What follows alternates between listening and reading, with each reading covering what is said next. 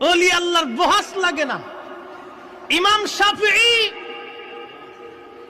শাফিঈ চার ইমামের এক ইমাম, চার আলেমের এক আলেম। আমার দেশে তো এখন ছাতা কিছু আছে কোন মাযহাবই মানে না। কি কথা কন না, আছে না? তো কোরআন হাদিস থাকতে আবার মাযহাব মানতে হবে কেন? আরে ডাক্তারি শাস্ত্রের বই কিতাব থাকা অবস্থায় তুই ডাক্তারের কাছে যাস কেন? কি কথা কন না কেন? অ্যালোপ্যাথিক, হোমিও, হার্বাল সব চিকিৎসার বই আছে না? একজনের পেটে খুব ব্যথা হয়েছে, হার্টের ব্যারাম হয়েছে, হেতে যে হার্ট বিশেষজ্ঞের কাছে বললেন, স্যার আমি তো খুব অসুবিধা।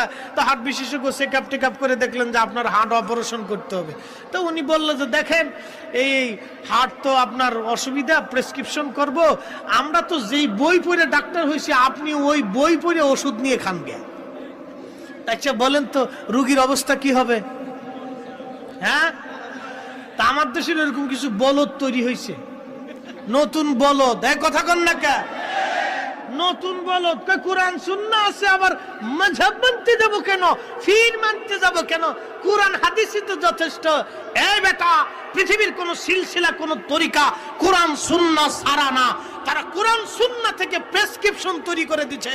আমরা প্রেসক্রিপশন মানি, চার ইমামের চার প্রেসক্রিপশন, তার তরিকার চার প্রেসক্রিপশন। প্রেসক্রিপশন একই। কেউ ভ্যাকসিন করে ওষুধ দিছে, কেউ আপনার ইনসেপ্টার ওষুধ দিছে, কেউ স্কয়ারের ওষুধ দিছে। ওষুধ একটাই, এক এক কোম্পানির এক একটা। কি কথা কন না কেন?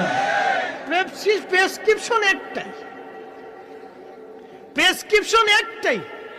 ওরে বলদ, ডাক্তার ছাড়া রোগী যদি বই পড়ে ওষুধ কিনে খায়, তো রোগী দেখবে যে জ্বরের ওষুধ কিনবার যায় বাথরুমের ওষুধ কিনে ফেলাইছে। জ্বর তো সারবেই না, 7 দিন পর্যন্ত বাথরুমে নিয়ে পরে শিকির ফেরে মরবে। বুঝে কবরে যাবেন, বুঝে কবরে যাবেন। পৃথিবীর চার ইমামের এক ইমাম। কয় ইমামের? চার আলেমের এক আলেম। তিনি ইমাম শাফিঈ রাহিমাহুল্লাহ। রোম রাজ্য থেকে খলিফা হারুন রশিদের কাছে চিঠি আসছে, খলিফা তোমাদের কলিজার মধ্যে যদি সাহস থাকে, আমি রোম থেকে বড় বড় জ্ঞানী গুণী পণ্ডিত পাঠিয়ে দিচ্ছি তোমার ইরাকের বাগদাদে। তোমরা মুসলিমদের সাথে আমাদের বহস হবে। তোমরা বলো আমরা খ্রিস্টানরা ঈসা আলাইহিস সালামকে আমরা আল্লাহর বেটা মনে করি, তোমরা হযরত ঈসাকে আল্লাহর নবী মনে করো। আমরা বেটা মনে করে থাকি, তোমরা নবী মনে করো। তাহলে বহস হবে, কে জিতে কে ঠগে এটা দেখবো। এই বহসের জন্য তারা জ্ঞানী গুণী পণ্ডিত মুবাহিজ